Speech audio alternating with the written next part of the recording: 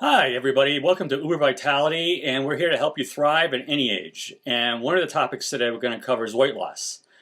Is it an issue for most individuals? I'll let you be the judge.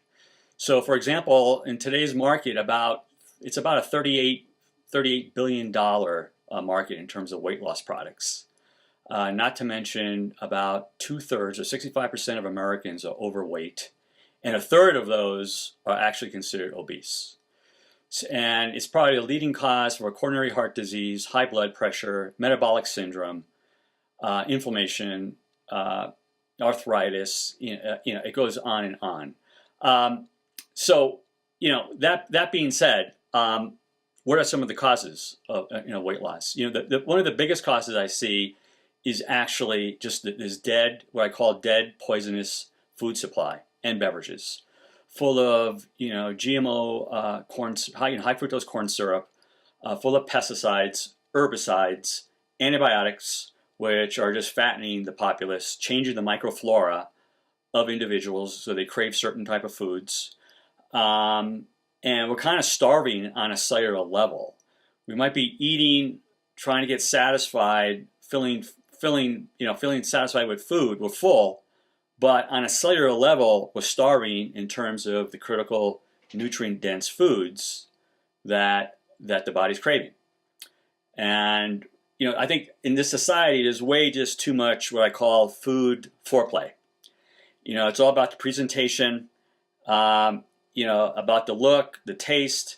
But the bottom line is, we got to have food that's presentable and aesthetically pleasing, but also it's got to be nutrient dense, and that's what the body's interested in. The body's interested in amino acids, essential fatty acids, particularly minerals, which are hard to get in the current soil, and phytonutrients, which provide you all your antioxidants, which reduces the inflammation, allows you to be flexible and move around without pains and aches. That's nature's way of providing you basically natural anti-inflammatories.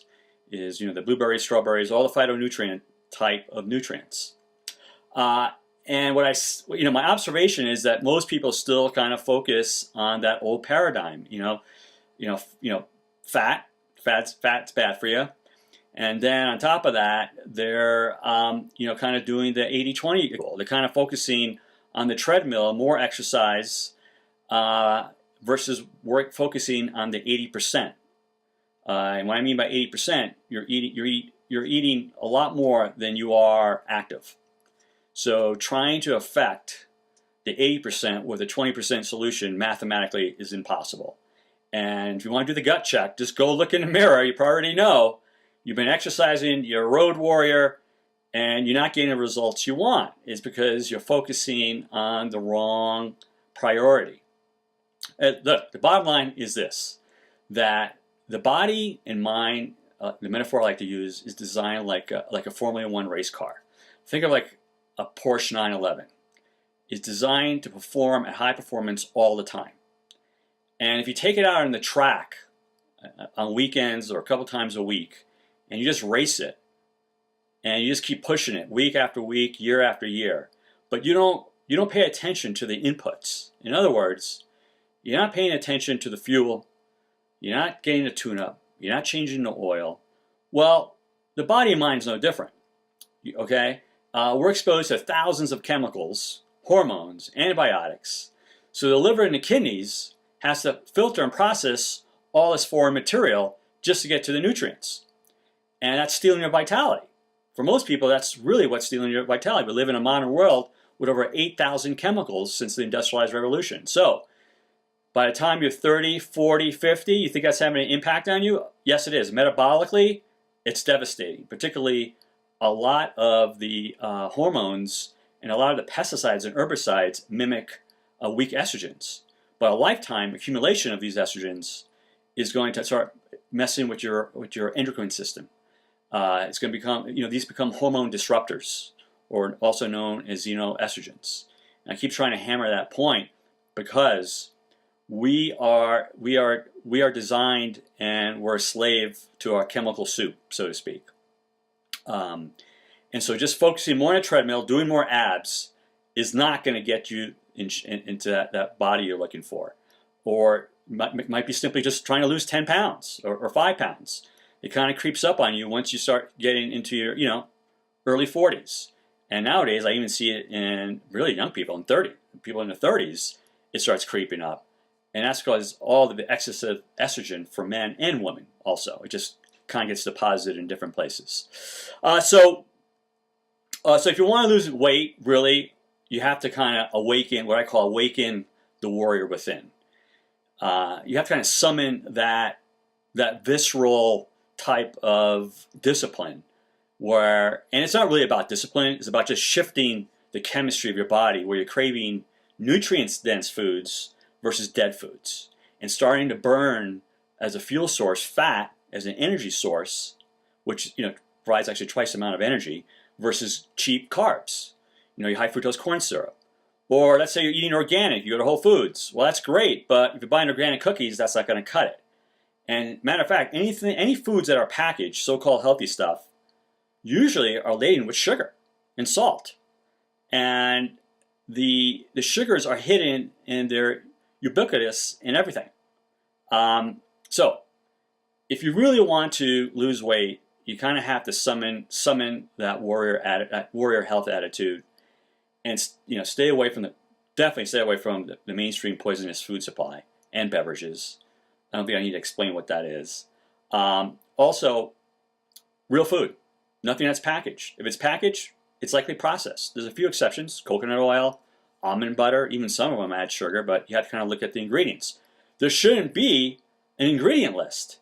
That's the bottom line. It should be like one line. Coconut oil. That's it. No sugar, no high fructose corn syrup, no salt. And if you don't recognize the ingredient list, all these chemicals, it's because it's a chemical and it's not natural. So, like I said, forget the food foreplay. Focus on nutrient-dense foods. That's amino acids, essential fatty acids. Lots of raw fruits and vegetables, and that's kind of really important because those foods, particularly fruits and vegetables, they're donating enzymes. Enzymes create a catalytic energy in terms of helping metabolize, increasing your metabolism, and breaking down your food. And it's not really what you eat, it's what you absorb. And if you're eating a lot of cooked foods, not eating a lot of fruits and vegetables, especially if they're all cooked vegetables, you're not getting those functional enzymes. So that means your body has to donate those enzymes. And then probably the last thing is sugar. Sugar is, the U.S. populace being 1/3 obese, suffering what's called metabolic syndrome, right? They become way too insulin sensitive. Over a lifetime, bombarding the body with sugar you become sensitive to insulin. So the body has to produce more insulin. What does insulin do? It's a hormone. It's a very important hormone. It's an anabolic hormone. It actually deposits nutrients. But the more insulin, the higher your blood sugar level, the more insulin your body has to produce. Guess what? Your body's always depositing nutrients. And your cells then become resistant. And there's this vicious cascade which ends up with inflammation, sticky blood, because you have way too much sugar, high blood sugar levels. You end up with sticky blood. Then you end up with inflammation. And then you end up with aches and pains. Obviously, but by this time you're overweight. And so, in most cases you're overweight, not all the time. But, the solution is, whole food, nutrient-dense foods that is unprocessed. That's just beginning. There's a lot of things. If you've been ignoring your body, you have high blood sugar, you have to take some supplementation as well to kind of bridge the gap here. But so I summon you to take on this health warrior attitude persona, and we're here to help. We're here to help you thrive at any age. So, thanks so much for watching.